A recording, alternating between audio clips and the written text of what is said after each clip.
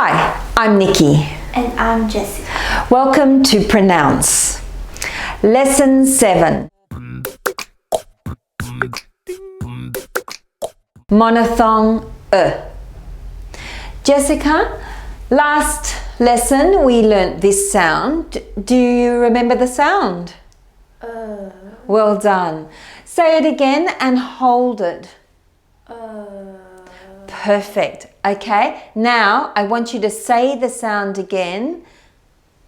Stop. I want you to say it short. That's it. This sound is a little longer, so hold the sound a bit. Good. And this sound? Good.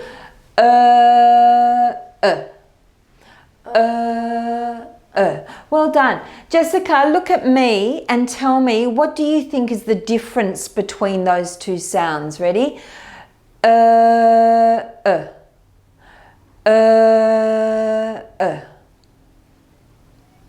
Is there a big difference? It didn't have a big difference. You're right, it doesn't have a big difference. My jaw is dropped the same in both sounds. The only difference that you might be able to see is that with this sound here, my lips are possibly more relaxed.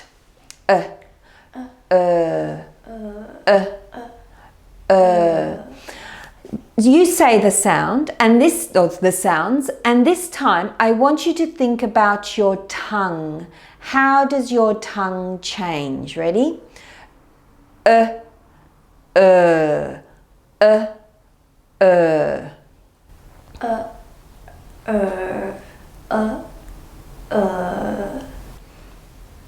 think my tongue moves a little bit back when I sound Correct. You are correct.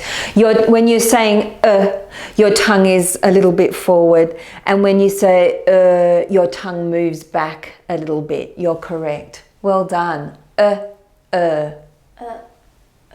Sometimes they call them the idiot sounds. Do you know the meaning of the word idiot? No.